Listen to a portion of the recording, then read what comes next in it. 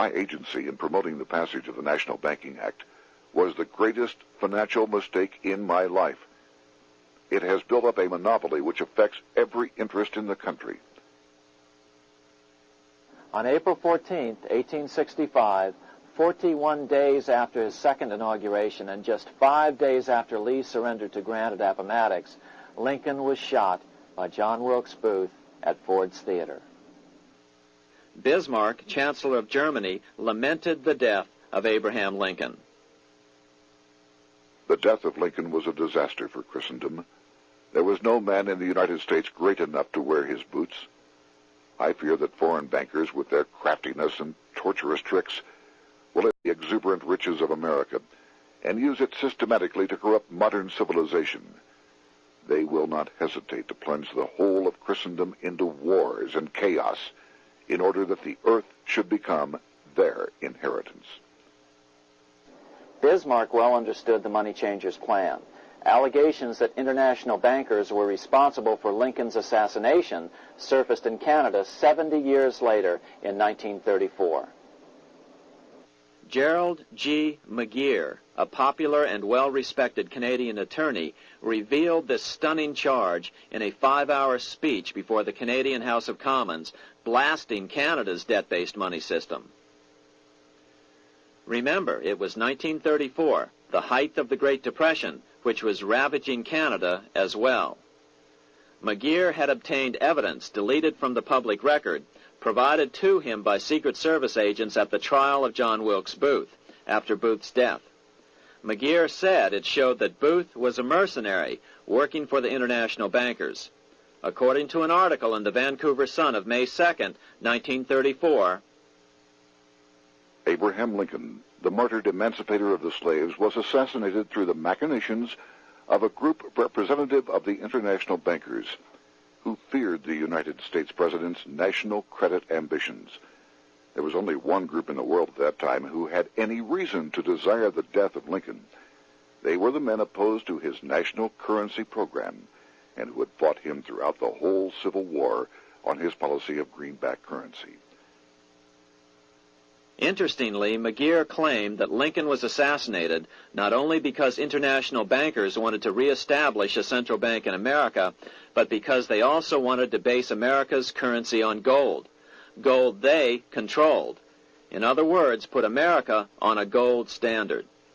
Lincoln had done just the opposite by issuing U.S. notes, greenbacks, which were based purely on the good faith and credit of the United States. The article quoted McGeer as saying, "They were the men interested in the establishment of the gold standard and the right of the bankers to manage the currency and credit of every nation in the world. With Lincoln out of the way, they were able to proceed with that plan and did proceed with it in the United States. Within 8 years after Lincoln's assassination, silver was demonetized and the gold standard money system set up in the United States." Not since Lincoln has the U.S. issued debt-free United States notes. These red-sealed bills, which were issued in 1963, were not a new issue from President Kennedy, but merely the old greenbacks reissued year after year. In another act of folly and ignorance, the 1994 Regal Act actually authorized the replacement of Lincoln's greenbacks with debt-based notes. In other words, greenbacks were in circulation in the United States until 1994. Why was silver bad for the bankers and gold good? Simple. Because silver was plentiful in the United States. It was very hard to control. Gold was, and always has been, scarce. Throughout history, it has been relatively easy to monopolize gold, but silver has historically been 15 times more plentiful.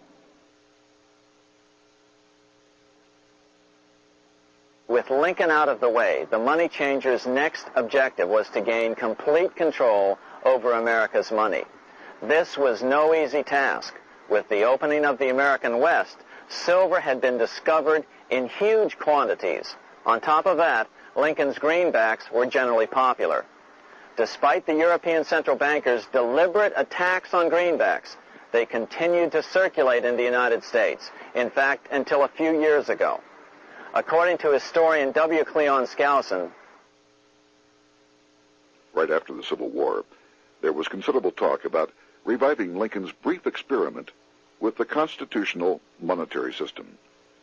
Had not the European Money Trust intervened, it would have no doubt become an established institution.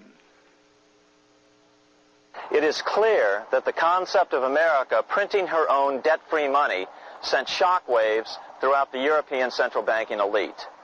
They watched with horror as Americans clamored for more greenbacks. They may have killed Lincoln, but support for his monetary ideas grew. On April 12, 1866, nearly 1 year to the day of Lincoln's assassination, Congress went to work at the bidding of the European central banking interests. It passed the Contraction Act, authorizing the Secretary of the Treasury to begin to retire some of the greenbacks in circulation and thereby contract the money supply. Authors Theodore R. Thorin and Richard F. Warner explained the results of the money contraction in their classic book on the subject, The Truth in Money Book.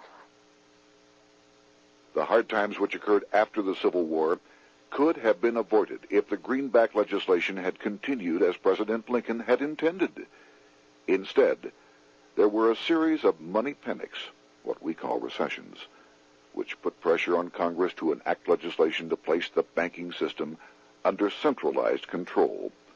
Eventually, the Federal Reserve Act was passed on December 23, 1913. In other words, the money changers wanted two things: the reinstitution of a central bank under their exclusive control, and two, an American currency backed by gold. Their strategy was twofold.